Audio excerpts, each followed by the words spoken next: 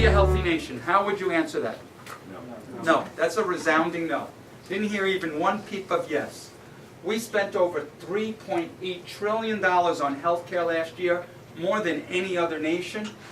We have more doctors, more hospitals, more technology than any other nation.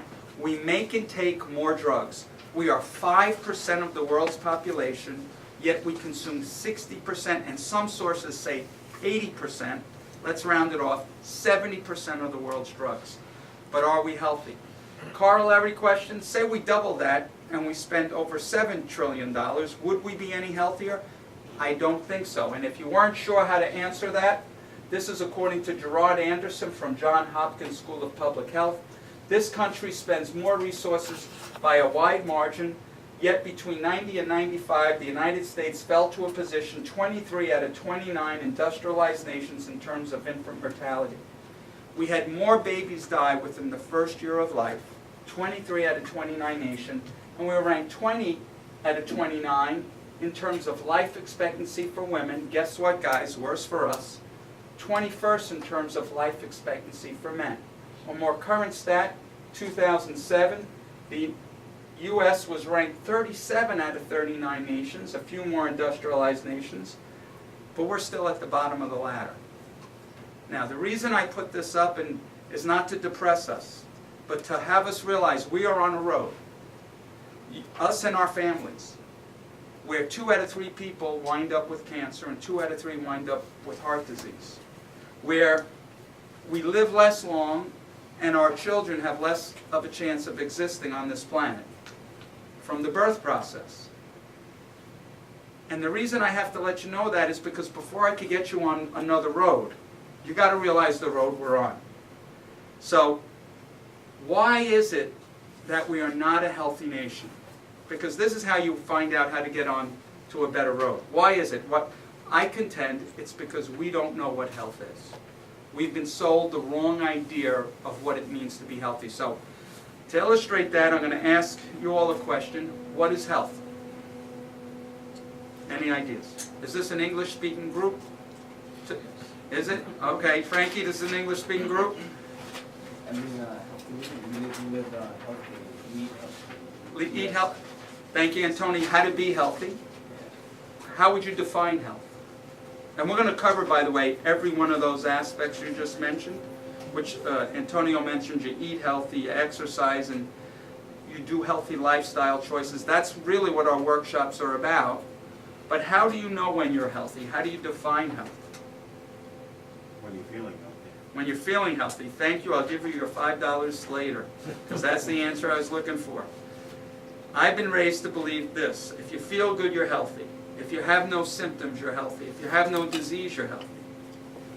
How many people we know who are healthy, they go to pick up an 8-ounce waste paper basket, they drop with a heart attack.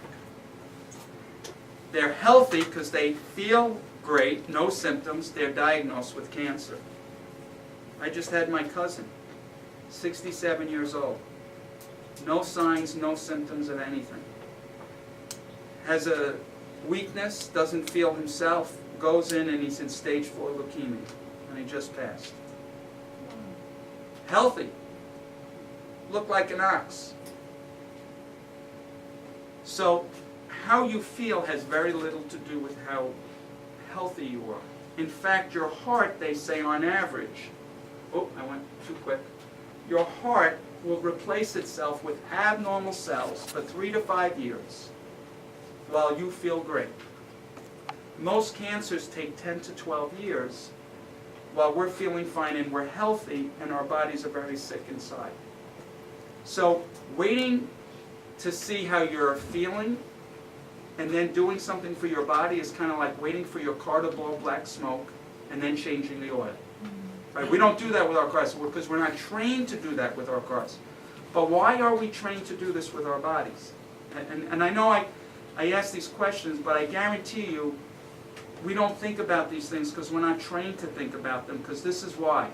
Our medical system, let me illustrate it this way. Have you heard this before? For the fast temporary relief, or if you have a headache in the evening, you take Excedrin, PM. You're old enough, you have Tylenol for who? For juniors. How do you spell relief? R-L-A-I-D-S. Hasn't been around in 20 years, but we may know the commercial. The point is, $17 trillion a year spent by the pharmaceutical industry. And do they spend it on research and development? On what?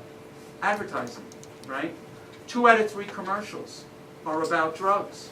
I don't know if you've seen this, but they, in any magazine, and this is the same thing as it is on TV, every other article or every advertisement in the magazine is about a drug, and it's some quality of life, some kid playing with his father, and because he takes this drug, now he can do this activity, or some guy throwing a football through a tire. I don't know if you remember that one. What has that got to do with anything? And then after that one nice page, there's 3 pages of side effects. Or if you've listened on TV, 2 out of 3 commercials, it's not hard to miss. They say what the drug, and then and it's all nice and airy and, you know, tranquil, and then they talk about the side effects, which some are the same symptoms that the drug is trying to relieve, and some of them are death, or something that sounds even worse, a slow death. And yet what do people do? We buy the drug. Because we are so trained to believe, and this is the problem, it's not the drug that's evil. Drugs save lives. If you're an insulin-dependent diabetic, thank God we have insulin. But it's the fact that you could take something, feel better, and think you're healthy. That's number one. That's the biggest problem, number one. You could take something and not pay the price of living a healthy lifestyle. So the other problem is what it does to your kidneys and your liver. And it's not side effects, they're direct effects. But it's the understanding, and this is why, by the way, homeopathy remedies are in, vitamins are in. Not that they're not good.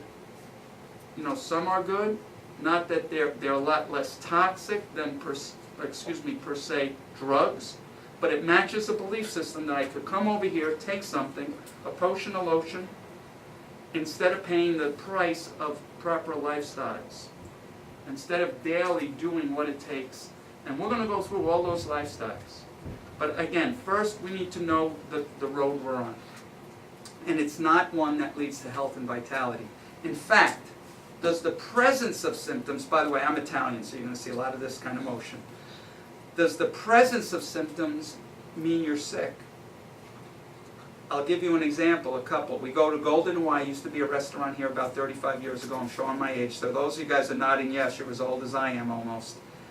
And instead of the lo mein we order, and you're treating, notice how I threw that in there, we get the to mein. What's to mein? Food poisoning. Now, I'm trying to get you to the phone to thank you inviting me to this wonderful meal, but my stomach is starting to jump up. I'm starting to feel a little hot and feverish. My muscles are aching. Then I'm running to the bathroom, right? Food poisoning. Something wants to come up, but before it comes up, something wants to go out the other end, and I don't want to get graphic here, but I'm driving the porcelain bus. Everybody knows the porcelain bus? That's the toilet. Now I get through all of that, and I try to get to the phone, but you passed on to an existence, I hope, better than this one. Now my point is, who is sick and who is well here? See, I have got fever, I've got vomitus, then once I got vomitus, I may get diarrhea. But what is my body doing with all those symptoms? Any idea? Rejecting. Maybe healing. What is the body doing with the fever? Virus and bacteria do not like heat. Our body's first natural defense is to raise its temperature. We've been trained to believe that the fever is the problem. It's the enemy. So when we take something to bring down a fever, are we helping or are we interfering? What should take 12 to 24 hours could take 2 or 3 days. So now sometimes the body needs some help, a cool bath or even a medication. But if the body is functioning right, it produces a fever for a perfect logical reason, to burn it off. When we get congested, our body's way of dealing with toxins is to produce mucus. We've been trained to do what? Blow something up, dry out what the body has produced to try to get rid of this stuff. And I could go on and on with just about every symptom. Symptoms are a sign not necessarily that we are sick, but our body is doing exactly what it's supposed to do. And when we ignore the symptom, or worse than that, we take a drug to mask the symptom, well, now you're not feeling something that should be saying to you, you know what, don't sit this long, don't even lie in bed this long, and we take drugs when we go to bed. And again, it's not that drugs, it's not anti-drugs. It's that we've been trained not to honor and respect the intelligence that our bodies know what to do, how to do it, how long to do it. So the absence of symptoms doesn't mean you're healthy. The presence of symptoms doesn't mean you're sick. Health is something entirely different. 100% health is 100% the magic F word. And it's not the F word my son is learning in school as we speak. Just kidding. I've mentioned the word a couple of times. It's 100% function. You'll notice sick people get everything because they never improve function. They just treat their symptoms and chase them around. So what has to function? When you break the body down to its smallest element, what do you have? A bunch of what? What are these things? Cells, exactly. So cells are constantly regenerating. This is how we stay healthy, folks. Cells create tissues. Tissues create organs.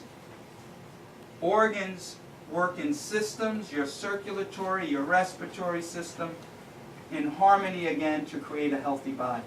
So we are either in this process or our cells are replacing, oops, there we go, never did that. Or they're replacing abnormally. And the body doesn't repair sick cells. It either replaces normally or abnormally. And we're creating abnormal tissue, abnormal organ. We're creating disease. Our systems are failing. And how long is the disease there before the symptoms even start? As we just reviewed, weeks, months, and commonly years. And this is how we're trained. Get rid of the symptoms, but do nothing about the process. So in a little while, we're going to talk about what keeps us in this process and not in this process. Because just getting rid of your symptoms and not be concerning where your body's going to be 5, 10, 15, 20 years from now makes very little sense. Do you agree? Okay, so we're going to review a little bit first. And this is where the booklets come in. We have a little bit of fun. I hope this is fun already. We're just going to ask you to fill in the blanks. You don't learn by me talking, but just fill in our answers here, and then we're going to move on. Health is not the absence, and you can use our, I think they're 33 or 34-year anniversary pens. I forget how long it's. By the way, it's not the brain that doesn't work, it's my gray hair. That's what doesn't work. So health is not the absence of what? Pain or symptoms. In fact, pain or symptoms are the last two warning signals to occur with most disease processes. Research indicates it takes how many years for heart disease? 3 to 5. And how many years for cancer or degenerative diseases? 10 to 12 years. And 100% health is achieved by, what's the magic F word? Function of your body. 100% function of your body. And in order to have a healthy body, my body must have healthy what? Cells. C-E-L-S's. In fact, the quality of my life is the quality of my cells. Good cells in your digestive system add up to a good quality digestive system. Good cells in your circulatory, a good quality circulatory system. You add all those systems together, and we have a good quality life. Now we're going to spend about 2 minutes on Dorland's Medical Dictionary definition, because it's important. It's also the World Health Organization definition. Health is a state of optimal or 100% physical, emotional, they say social, but don't write that yet. I have literary license because I'm speaking. Just kidding, but I am speaking. Spiritual and social well-being. So write that in, and we're going to go over this first half of the definition, and then we'll talk about the second half. And the reason this physical, emotional, spiritual, and social well-being is important is because health is a balance. The chair you're sitting on, right? If one leg of that is weak, what does it do to the other legs? It puts a little bit more strain and stress on them, right? In the same way, I guarantee you, it's very difficult to work on all 4 aspects of this health. I was going to say triangle, but it's not. So where, and this might be your first homework assignment where we're going to write some things on that front cover. You could be in great physical shape, right, but come home and have no love in your life, and are you healthy? Or you could be the greatest lover and have great relationships, but have no spiritual underpinnings, and during some crisis, you never get through it. Because you don't see that there's a purpose to this, or that there's something that's going to help you with that. So, we need to work on all aspects just about every day. And you have to really plan out your days around giving yourself physical, emotional, spiritual. You know, spiritual might be exercise, which is part of physical too, because for some people that's kind of a mental and emotional release. It might be simply spending more time walking in nature. You know, when you walk in nature, your blood pressure drops. You know, it might be doing more things for yourself, and so you can serve and be of better service to others. So the second half of this definition is really interesting, because it says it's not merely the absence of disease and infirmities, which is exactly what our medical system focuses on, right? It's just not that, but yet that's all we look at is disease and infirmities. And according to Webster's dictionary, health is a condition of wholeness in which all of the organs, tissues, and cells, what's the magic F word? Functioning 100% of the time. So, when we talk about function, folks, in order for our bodies to function at 100% most of the time, we need to give the cells 4 things. And they will be in this process and not in this process. Real basic ingredients. What do you think the cells need? In a rich, abundant supply. Oxygen is number 1. And in the advanced workshop, you're going to write this in, so don't worry about writing it in now. The second one is water. They need a lot of hormones, and they need nerve energy. And when you give the cells those things, we have a better chance of being in this process and not in this process.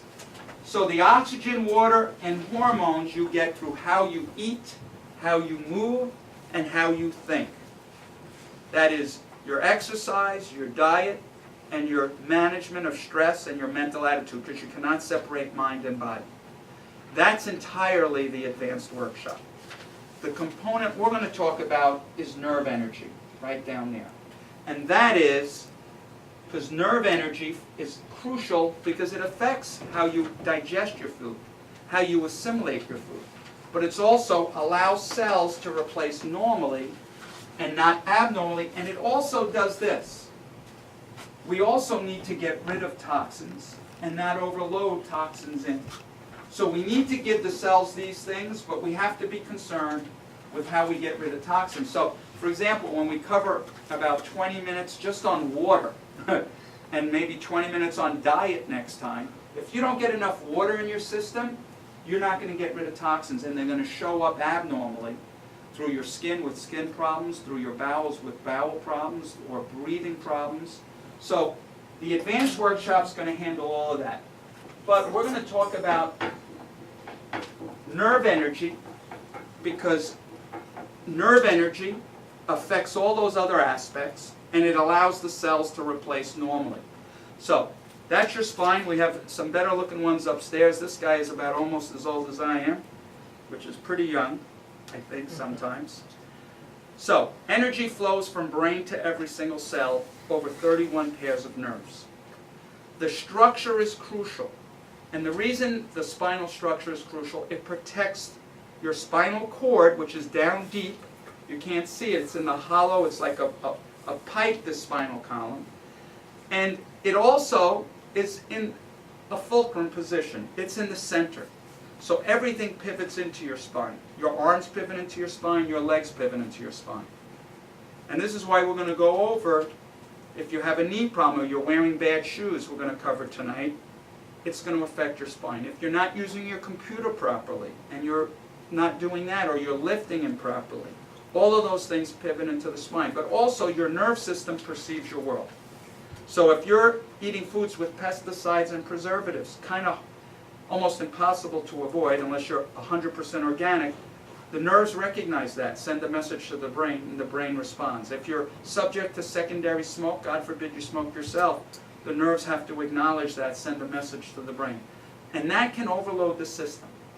We have physical stresses, emotional stresses, and chemical stresses. And your nerve system perceives all of that. It perceives your world. And how we stay healthy is how we adapt to the external and our internal environments. I'm going to repeat that. And this is a chiropractic founding since 1895. Far ahead of its time. Quantum physics now is finding out, if you've ever read of that stuff, what chiropractic has been espousing since 1895. Health is your body's ability to adapt to an external and internal environment that tends to be harsh. And it's your nerve system that helps you adapt to that.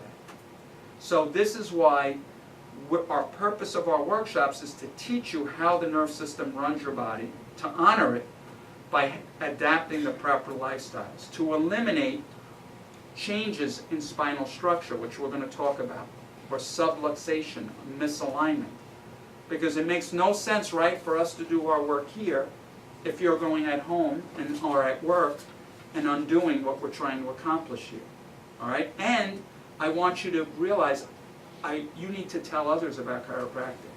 When you learn, and you may not have gotten it yet, but when you do, you need to let others know, because you will save a lot of people from suffering.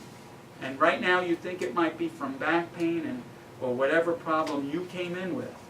But I'm telling you, that is not what chiropractic is about. And I hope that through our 2 workshops you'll understand. So, but let's move on. Let's go through what we have to do to prevent our spine from getting subluxated again. Number 1, getting a good night's sleep.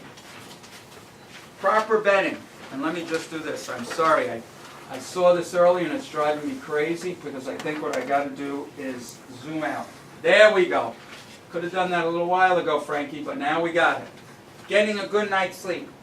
Proper bedding. The best mattress lasts 10 to 12 years. The 30-year warranty doesn't mean anything. Anything that is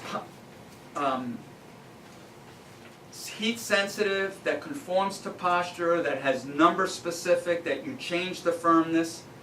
First of all, have you ever met anyone with perfect posture? I haven't. So why would you want something that's like a Tempur-Pedic that conforms to your posture? The best mattress is a latex flat bed. Not the firmest, one level down. Because the firmest is like sleeping on a bed of rock, and anything less than one level down is way too soft. But again, it doesn't matter how old your mattress or what type it is if you don't flip it around every 30 days. And this is why I'm not a big fan of pillow top. Because pillow top, you can't turn it around. Because what happens is you're lying in the same bellows with your body weight. Sealy, Serta, Simmons are great mattresses. I use Chiromatic upstairs. It's made by Eclipse because they put an extra tacking in the middle third of the mattress, which is where all your body weight is. But you must rotate it around.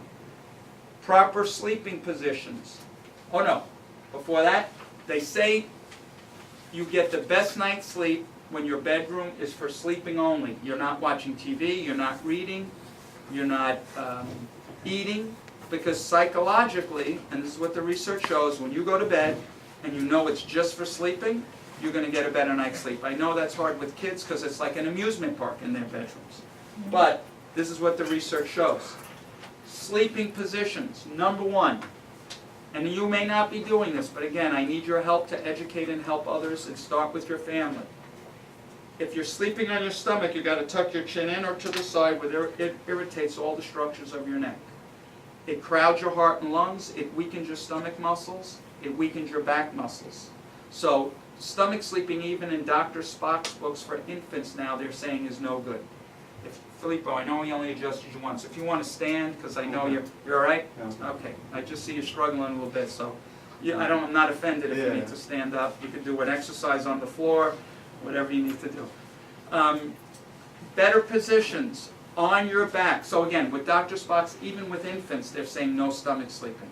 On your back with the pillow underneath your knees. Or on your side, well, before you get off your back, and if you're on your back rather, one pillow under your neck. When you put the pillow under your knees, you relax the psoas muscle that goes from your leg to your spine, and that flattens your back. The most common faulty posture in North America is the forward head tilt. I call it your head walks in 5 minutes in the room before the rest of your body does. And I have a little bit of this. Why? We're typing, we're lying in bed with 2 pillows, we're on the couch, we got the thing up here.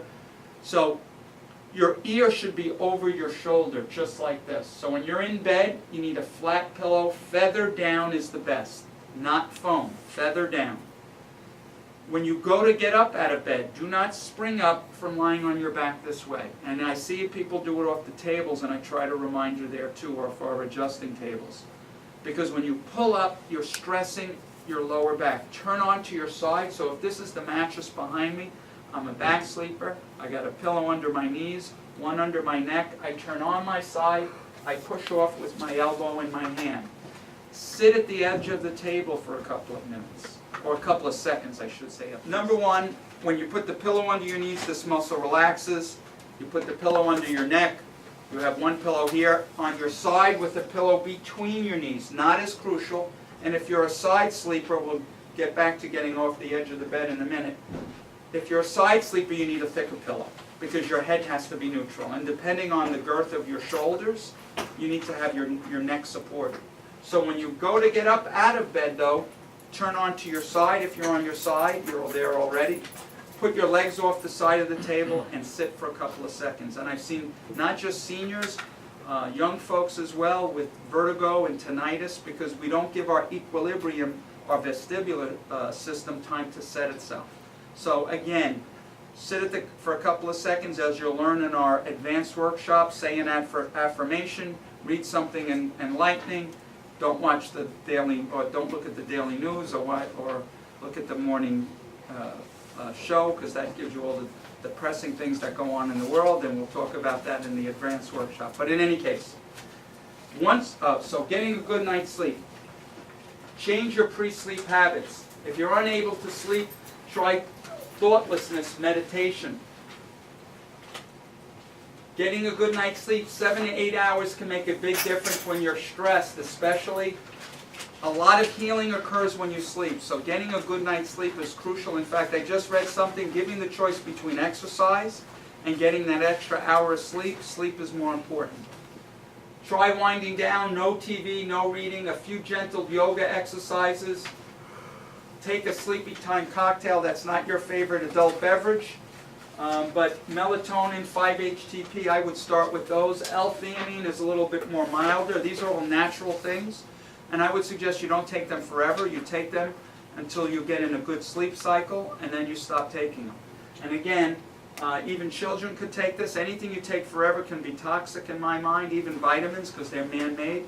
And it's a good thing to stop taking them, because this way your body knows how to produce its own stuff too. These chemicals as well. Your body is the greatest pharmacy in the world. It can produce all of these things.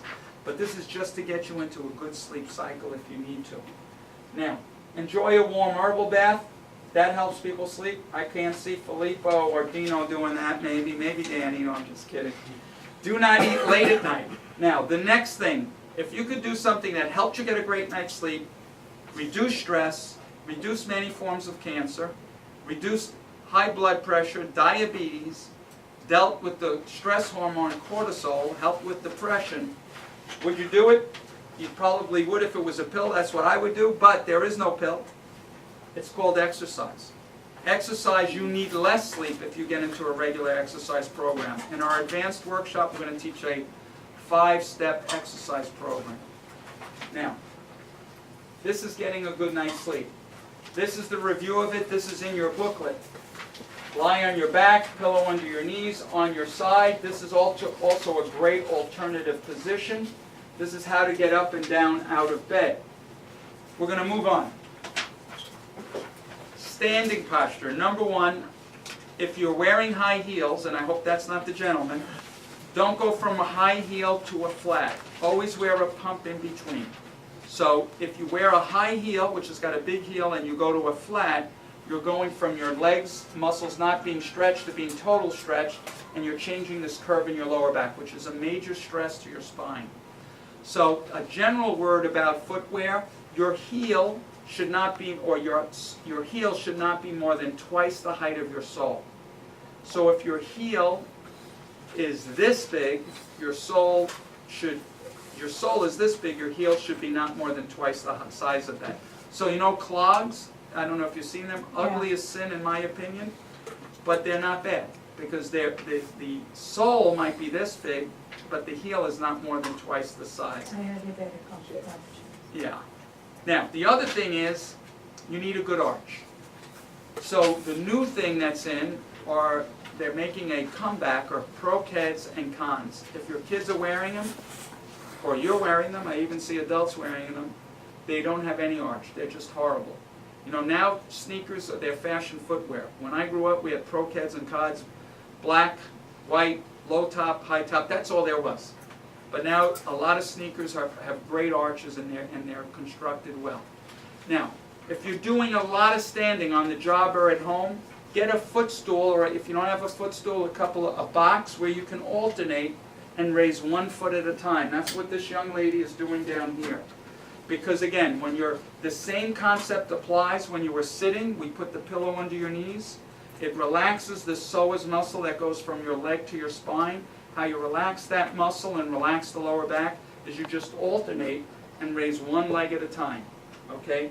Now, if you're lifting something, whether I'm lifting this or a 100-pound bag of cement, number one, it needs to be close to your center of gravity. So sometimes something isn't that it's so heavy, but it's that you're not keeping it close to here. Because anything out here increases the shear stress. It's got to be close to your center of gravity. And if you're lifting something with somebody, you need to be aware that you need to work it together, that if you're both having it close to your center of gravity. We all know that you're going to bend your knees, right? And you're not bending this way. And this is fine. I've done well so far until I bend and twist. So when you're lifting, you've got to move your legs. So you're not, and this is why like shoveling is the best way to describe the wrong motion. Because you're bending and you're twisting. So you need to use your legs, bend, and then move your legs to move it, not twisting your upper body. This should be like a cylinder. It should be flat, and it should just stay like that, and that's the way to lift. Now, sitting posture. When you go to sit, number one, avoid soft chairs. They should be firm. You should sit with a chair at 120 degrees, not at 90. In most cars, you can do this. You could put the seat like this, and you should raise your knees higher than your hips. So a lot of cars, you can make that a little higher in the front. So at 120 degrees. No wallets in back pockets. When you sit on one of these two bones. Sitting with a wallet in your back pocket is like walking around with a salami in your shoe. It just throws everything off. When you sit, your legs should be crossed at your ankles only. Don't worry, that was just the spine.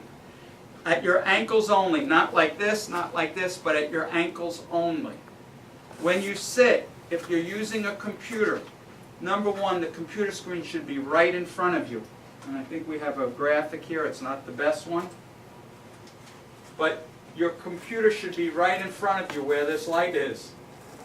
Your elbows, before we go, your computer monitor needs to be eye level. Now, most chairs, you cannot get them low enough to get your computer monitor at eye level.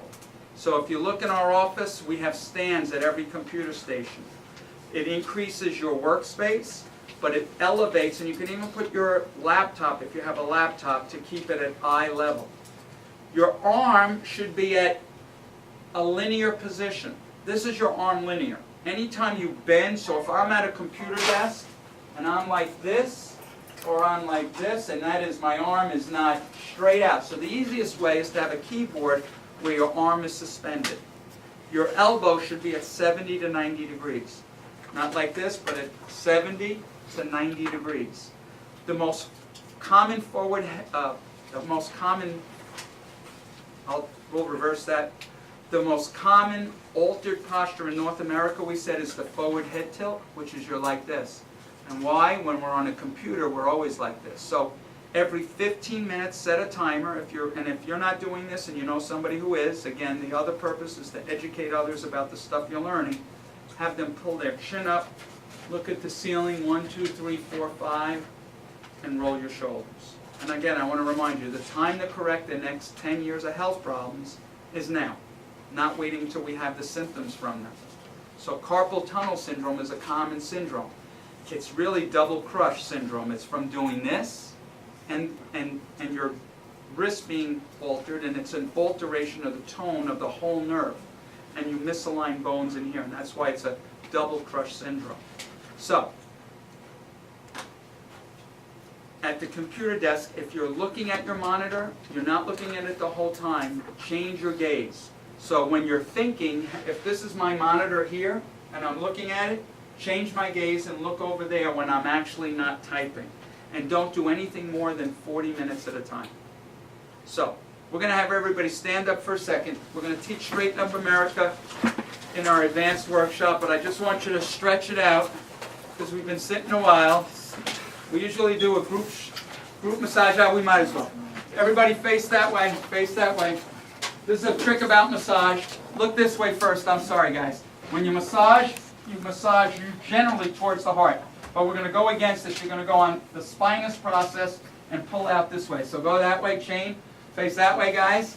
And you're going to thank the person if they do it right behind you. So do it like this. This is how you do it. Just like that. There you go, all the way down the spine. Go down a little bit. Yeah, you don't push back in. Just start from the median. Pass this down so you feel it from the bottom. I'm going a little hard on you there, young man. All right, now karate chop. Karate chop. Turn around. Get the person and thank them, but I don't want anybody getting cheated. So turn around and make sure that everybody gets it. Turn around and massage him. Do karate chop, karate chop. Karate chop, very gentle, and now you're going to do, after the karate chop, just pass this down like this. This is the way it should feel. Get it from the person behind you and pass it forward. All righty, guys. Let's have you sit down, straighten out your underwear. Just kidding, and we're almost there. All right. So I must go on and tell you.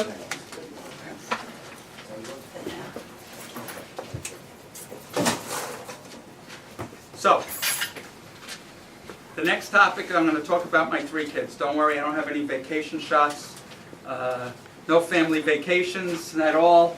But I want to tell you that I have 3 wonderful kids, all born with a midwife, my son being born at home. And when he comes home and he says, Dad, they didn't take me on the basketball team. Dad, Vanessa's not going to the dance. Dad, my life stinks. I say, Stevie, your life is perfect. It happened about 270 to 280 days before you were born. You will never have to worry about another thing as long as you live. Well, he looks at me with the same blank stare most of you are looking at me with, and he says, Dad, what are you talking about? I said, Steve, you know what happened 270 to 280 days before you were born? This one thing was swimming upstream. And this other thing was planted upstream. We'll call her Miss E. And there were a few trillion of these other things swimming upstream. Now, if you don't get this, guys, yet you're in trouble. But this one outlasted, outperformed, outpenetrated, looked a little bit like moi. And these 2 half cells became 1 cell, 2 cells, 4 cells, 16 cells, and up until 3 weeks of life, every single cell looks identical. And at 3 weeks of life, there's an electrical charge, and they still can't explain this to this day where it comes from, but the first 2 organs are formed in the human body at 3 weeks of life. What do you think and you, by the way, you could turn your page, and if I could find my remote. Oh, I know, I put it somewhere over here. There you go. What do you think the first 2 organs to form in the human body? The heart and the brain. Heart and the brain? No. The brain is one of them. I shouldn't say no. You got one of them right. It's the brain and the spinal cord. That's a few pages down, guys, if you haven't gotten it yet. And the purpose of the nervous system, your brain and spinal column, which forms at 3 weeks of life, it's called the primitive street, is to control, what's that magic F word? The function of every tissue, cell, and organ in your body. And that flow of energy from the brain to the heart, liver, muscles enables all these cells and organs to regenerate and eliminate toxins. So here's my son, right?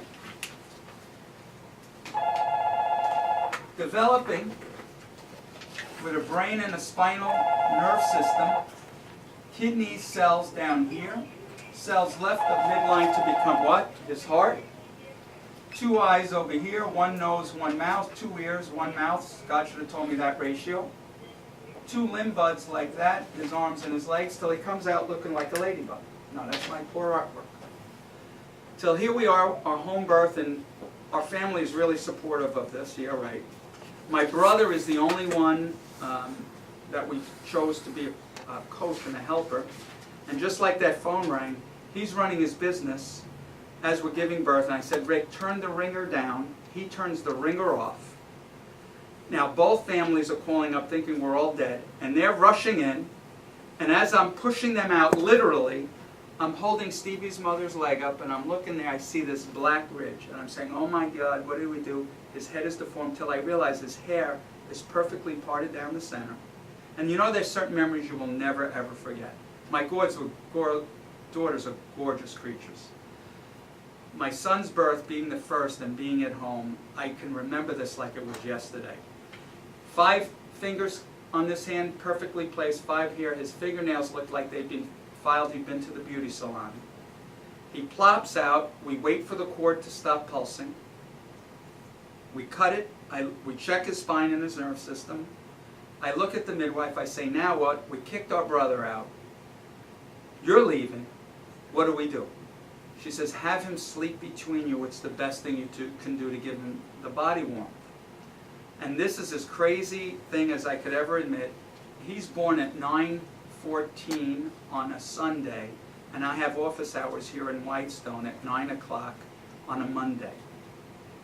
And I remember thinking, what am I'm going to crush this kid, number one, by having, and then I'm going to run to work. So this is the thing I will never ever forget. Him sleeping between us, me waking up and looking to my right, and it's 2:12 in the morning. Knowing I got to get up in about like 6 hours, I look to my left, and there is my son, wide awake, less than 12 hours old, staring right back at me. And my thought process was this: what a miracle. What a miracle that created him. That took these 2 half cells, created this 1 cell, and then this perfectly working human body. And I'm here to tell you that it's that same intelligence that created him, that heals him and runs his body the rest of his life. So when he goes on this student exchange, and he's 13 years old, and he eats a terrible diet, the ambassador program in Australia and New Zealand for a month, great thing, but he eats this horrible rich diet, high salty foods. Well, his body knows how to deal with salt, though, right? It retains what? Water. And what retains water? Oops. It's getting heavier and heavier. I'm getting weaker and weaker. No, just kidding. Well, he's got his pelvic nerve here, it's green.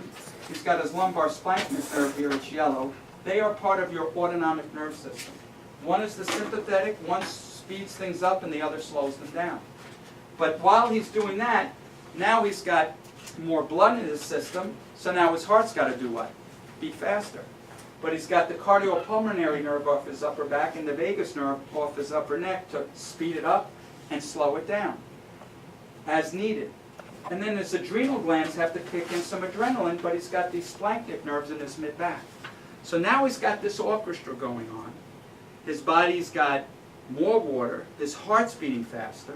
So now he comes home, he may even feel tired, fatigued, maybe even have a headache. All of these symptoms, right? And the people who love him the most bring him to the doctor, us, and the doctor takes his blood pressure and says, you have what? High blood pressure. And you need to do what? Take a drug. And see, not that I would tell my son differently, but he's been raised to think differently. Because if he gives himself a week, a month, 2 months, and he's back on his normal routine, what do you think he'll do with that salt? He'll get rid of it.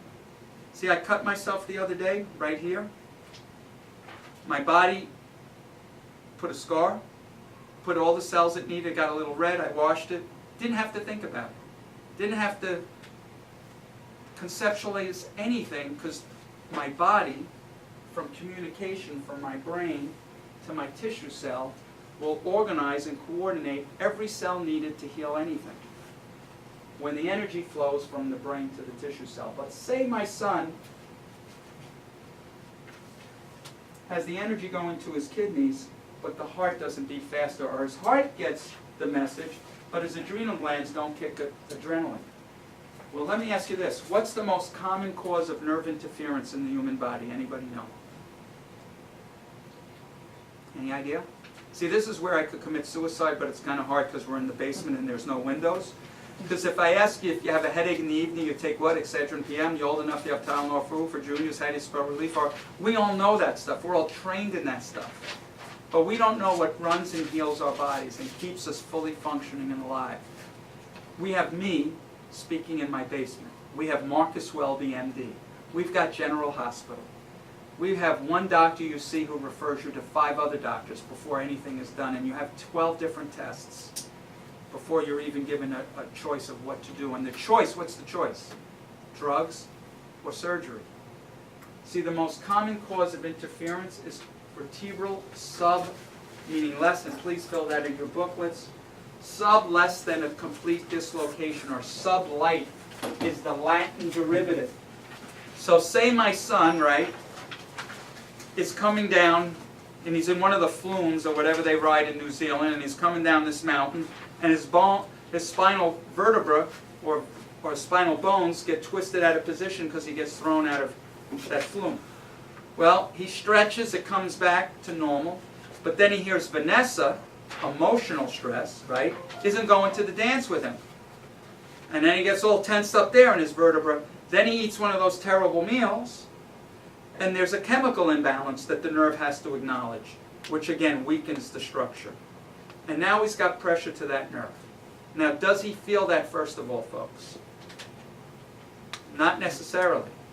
Only 15 to 20% of a nerve relays pain. If you look at any one of these nerves and all the fibers in every one, 80 to 85 is your autonomic nerve system. And this is why we can be subluxated, have no pain. And in fact, this happens so commonly. Somebody will come in with back pain. I'll do an exam, take an x-ray, do a computer study. We'll see more nerve pressure here than where they have their pain. More distancing here than where they have their pain. So this is an alarming thing. There are many causes of subluxation. What's the most common cause is physical stress, which causes a red light to your nerve system. That's what the red light is. A subluxation is an impingement to that nerve caused by physical, emotional, and chemical stresses. And we'll go over this more in the advanced workshop, so you don't have to go crazy looking for them. What do you think the most common physical stress is? Anybody have an idea? What are we all subject to? And we probably wouldn't ever think of this as a physical stress, which is alarming. What do you think? You know, you think you know it. I think you do too. The most common physical stress is this: birthing. Now, I know if you haven't eaten dinner yet, this might upset your stomach. It's not too bad. What position is mom in when she's giving birth? And this is normal, natural, vaginal natural childbirth. What position? On her back, with the angle of the uterus pointing uphill 20 to 30 degrees, with the baby in the placenta lying on the major blood vessels. 80 to 90% of us are born this way. So instead of being in gravity, I have my 3 kids born in squatting, kneeling, and in a birthing chair. We're trying to push something uphill. So instead of something being guided, it's pulled out with 60 to 90 pounds of pressure, rotating the head 180 degrees. And then and 90% of us are born this way. And then they rotate the opposite shoulder 180 degrees, and a normal process is made into a medical one. Oh, I didn't want to go through that so fast. When does this subluxation begin? Well, look at this process. You may see it a little bit here, but they still use these things today. They're called forceps. And some hospitals, and this results in severe subluxations, have a 40% C-section rate. Now, if you're born C-section, you think you got away with something because they just cut you open like a pea out of a pod. But when they do that, number one, you're being suctioned back down. And when you're being suctioned back down, it massages all of the stuff out of your nasal passageways. So now they have to put a bulb down there, which causes chemical subluxation. And when you go through the birth canal, God didn't put these organs by mistake, right? It shapes your head around the first bone in your neck. So you know how many C-section babies I've seen, and you probably wouldn't know that chiropractic deals with a lot of infants. But let me tell you, first of all, how does a baby come out? Hi, let's have a party. Or is it screaming, ranting, and raving, right? Because it's had birth trauma. So I have Christopher at 22 days of age brought to my office. Not eating, not sleeping through the night, losing, not gaining weight, not even thriving, losing weight, and they're ready to give him a drug because he's colic. He will not latch on the breast for more than 4 minutes, maybe 5 maximum. The solution is to give formula, like God put these milk drugs by accident. We check, he was a C-section, we check his spine, we hang him upside down by his ankles, which is a normal orthopedic check, and his head always goes here. Because we did our computer study, there's nerve pressure, and this is what relieves it. I said, do me a favor, we usually check a child the second time. We do that with everybody, not the first time we see them. I said, but this child, he's not sleeping, he's not eating, you're ready to give him the drug. Unfortunately, Mom and Grandma has saw other babies here. We're going to adjust him, and then just put him on the breast. We adjust him, he gets a little, and that was about it. He looks a little hungry, I'll be right back. I come back 5 minutes later, he's still feeding. 10 minutes later, he's still feeding. 25 minutes later, he's still on the breast, and now he's being burped for the first time without having to be jostled up and down. He slept through the night. Christopher is about 8 years old now, has never had an ear infection, never had an allergy, never had any other health issue besides a cold for a day or two. Now let me tell you something. Every single chiro kid we've seen, and we've taken care of hundreds and maybe thousands of kids, are usually, I don't want to say every, usually they're brought here with a symptom. If it's not colic, it's an ear infection. If they get through, what do they have for an ear infection? A drug. And then they have allergies, but they have shots. So instead of correcting the cause, if all of the lights were out here, would you go check every light bulb? The line, where would you go? To the fuse. The fuse, you would go, where's my friend again? You would go to the fuse box. You would see where the vertebra, where the fuses are out, turn them back on, and let the body do its healing. And this is why I encourage you, use chiropractic the way I utilize it, and my 3 kids utilize it. I don't use it when I'm hurting. I get adjusted on now a maintenance schedule. My kids have never had an ear infection, never had an antibiotic, because I use it to stay healthy. I use it like I eat good foods and I exercise. And not everybody's into doing healthy things. But if you're not doing all those other things, at least have your nerve system working for you. And it does more than any one single thing you can do for your immune system, for your digestive system. Keep your nerve systems turned on. And get your families in here to get checked. If they're children and you don't get them in here, I will kidnap them to check them. I'm kind of half joking, almost half serious. I've seen too many people suffer with health and disease, or non-health and disease problems that I know I could have helped, or chiropractic could help, because I don't do anything. The God within us heals us, and it heals us when our nerve systems are free of interference. So, thank you for, when I know I went way over my time, I don't do well on camera, I think that's what it is. I'm going to hand you these booklets, or presentation questionnaires rather. I'll ask you to fill it out, bring it out next time, because I went way over time here. One being, unless you have time to do it now, and I'm going to be checking a couple of people now, so you don't have to worry about it, you could do them next time. 1 being not so good, 5 being the best. Don't give me too many ones, my mom won't like me. If you'd like to receive our email newsletter, print it. If you like a place you want us to lecture at, and I've done ergonomic studies in businesses, but church, synagogues, PTA, mothers groups, fill that out. Want somebody to attend the workshop, let us know. We'll contact them, but let them know we'll be calling them. And if you want a family member or friend to be checked, fill that out and make sure we get a chance. And if it's for a child, I'll come over, and if the spouse is not here, I'll cook them breakfast, whether it's the wife or the husband, and we'll talk about the importance of their kids getting checked. Again, I'm half joking, but I'm more serious about that. So let me give you one of those. Thank you, guys. Thank you. And I promise to be more succinct for our advanced workshop.